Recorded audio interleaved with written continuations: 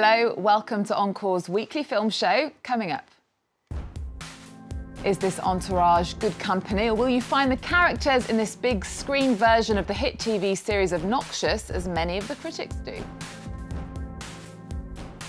India's traditional and modern sides face off in this directorial debut, Masaan. And a reminder of what movies are all about in the French film Elevated to the Gallows. Watch Jean Moreau and Louis Malle discover each other and a new trend in filmmaking while listening to Miles Davis in the 1958 classic. And for all that, I'm joined by France 24's film critic, Lisa Nesselson.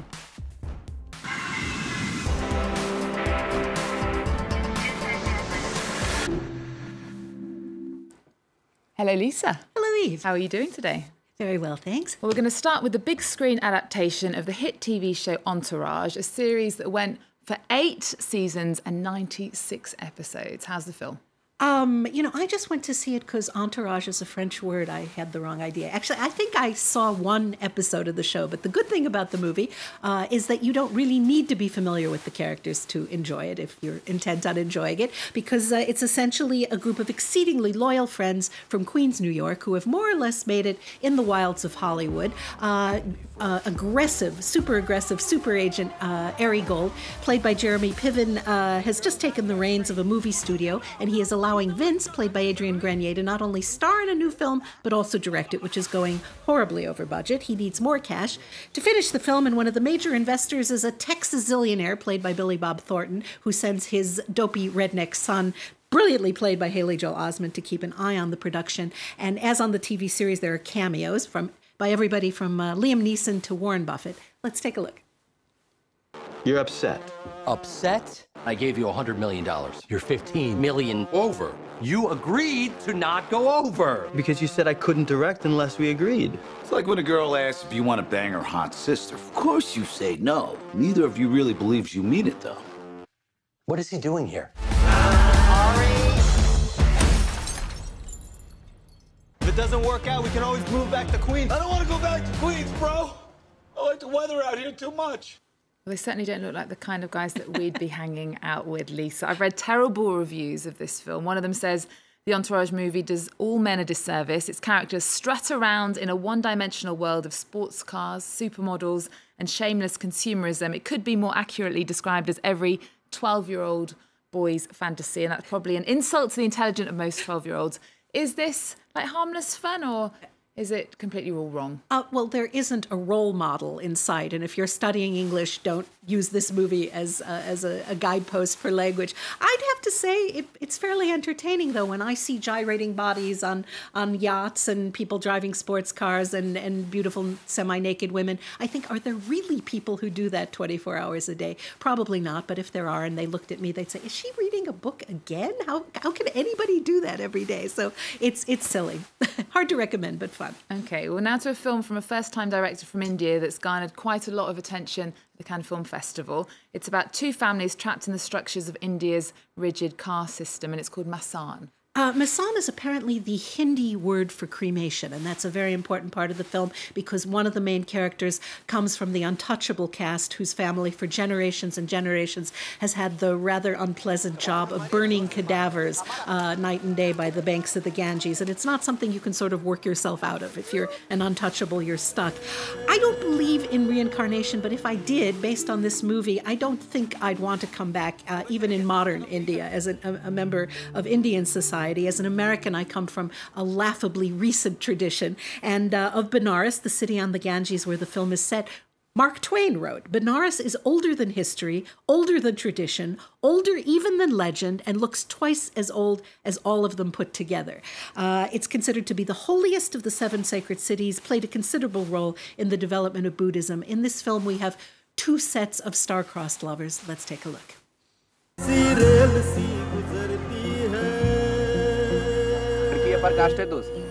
बताया होगा ना अपने बारे में। बस कि जो है वो लंबा फंस जाएगी। देखिए एकदम सीधी बात करें, 3 लाख 3 महीने लगेंगे। 3 महीने का समय दे रहे हैं आपको। जानना चाहती थी ना तुम? सुबह से लेकर शाम तक हम यही करते हैं। मुसाफिर हैं हम भी, मुसाफिर हो तुम भी, किसी मोड़ पर फिर मुलाकात होगी। There we go, clip from Masaan.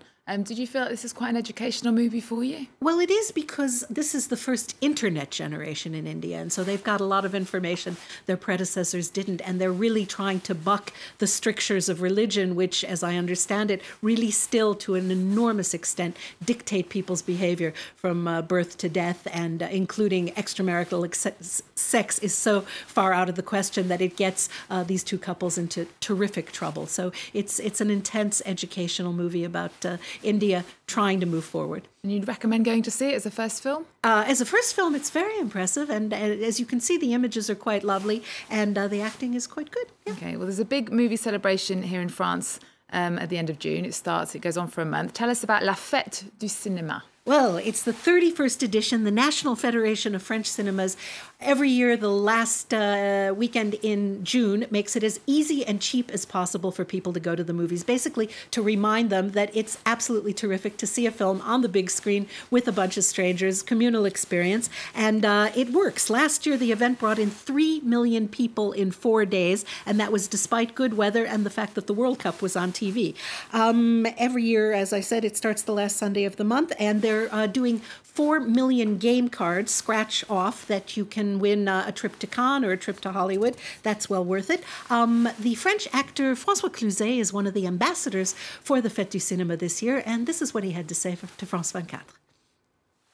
What I'm interested in is to promote French cinema relentlessly, because our cinema is doing well, but it could do even better. For instance, it could make room for young actors and young directors, also tackle new topics. One of the flaws we have is trying to produce the same film as the one that was successful last year. So we need to give more freedom to young filmmakers so they can impose their own point of view and their own topics.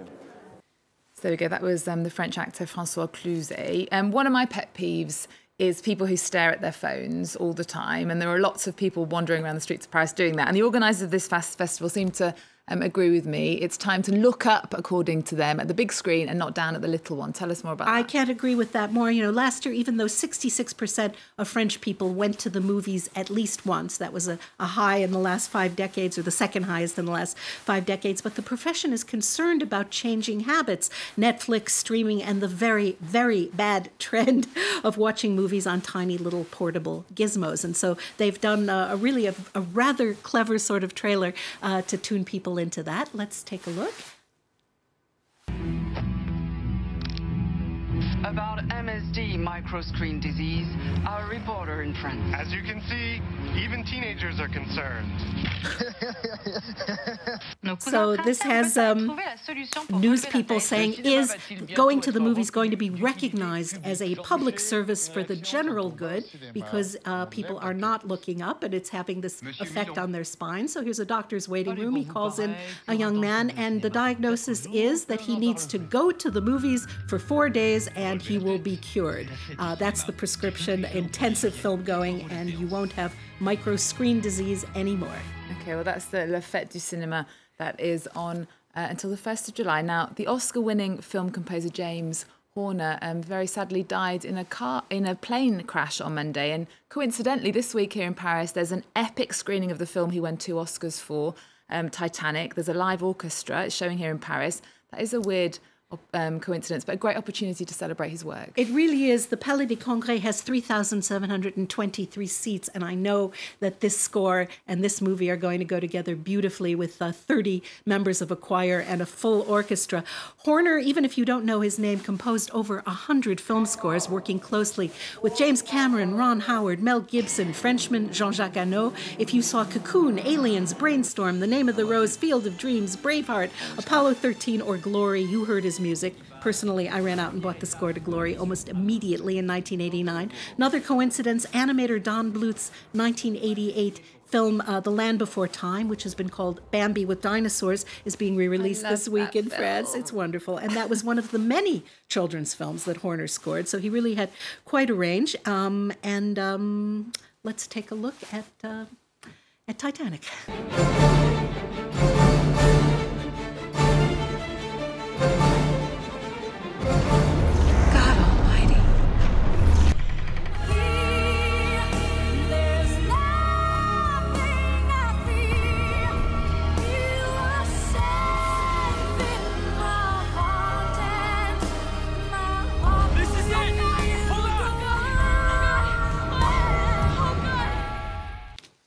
can see Titanic with a live orchestra at the Palais de Congrès on the 26th, 27th and 28th of June. Now, just before we go, the French crime film Elevator to the Gallows is being re-released this summer, and you describe it as the perfect film. It is just about a perfect film about what was supposed to be a perfect crime. It's about an adulterous couple. Jeanne Moreau plays Florence, and she's married to a gruff older businessman. And she and her lover Julien have come up with this plot to murder him and make it look like suicide. That part goes off very well. Then Julien realizes that he's left a dead giveaway clue, goes back into the building to get it, and because it's the weekend, someone turns off the power. He gets stuck in the elevator.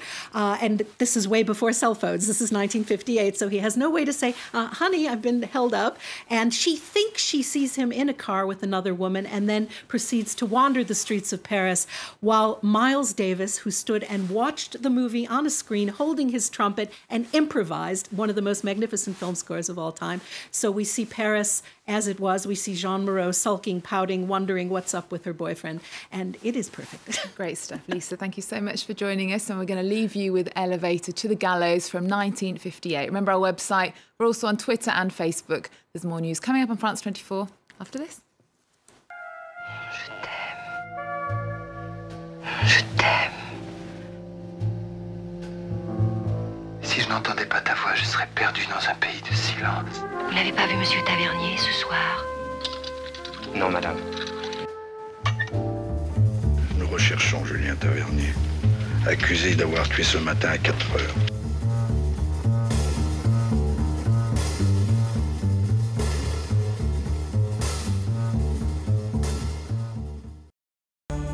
Europe Now. Welcome to Croatia for this new season of Europe Now. Have young Europeans really turned their backs on the European project? Well, we want to hear from Europe's new generation. We'll give young Europeans a unique chance to talk directly to their EU MPs. They share their hopes and fears for the future. Europe Now, on France 24 and France24.com.